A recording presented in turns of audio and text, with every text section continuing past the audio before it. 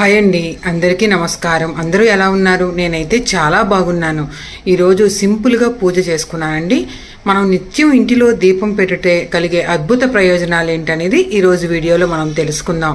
మనం నిత్యం దీపం వెలుగుతూ ఉంటేనండి ఇంటిలోకి నరదిష్టి, నరగాలులు అనేవి, చెడుగాలు అనేవి ఇంటిలోకి రాకుండా ఉంటాయన్నమాట. మనం దీపం ఎప్పుడూ కూడా ఇంటిలో ఉదయము సాయంత్రం అనేది దీపారాధన అనేది వెలుగుతూ ఉంటే ఇంటిలోకి చెడుగాలులు అనేవి ప్రవేశించమన్నమాట. దీపానికి అంత శక్తి ఉందన్నమాట.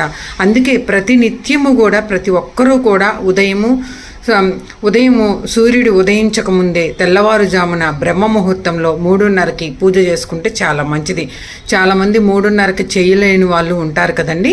వాళ్ళు తెల్లవారుజామున 5:30 కల్లా దీపారాధన చేసుకుంటే ఉదయం పూట చాలా చాలా మంచిదనమాట. ఇంటిలో ఎక్కడ దీపం వెలుగుతుందో అక్కడ సర్వదేవతలు కూడా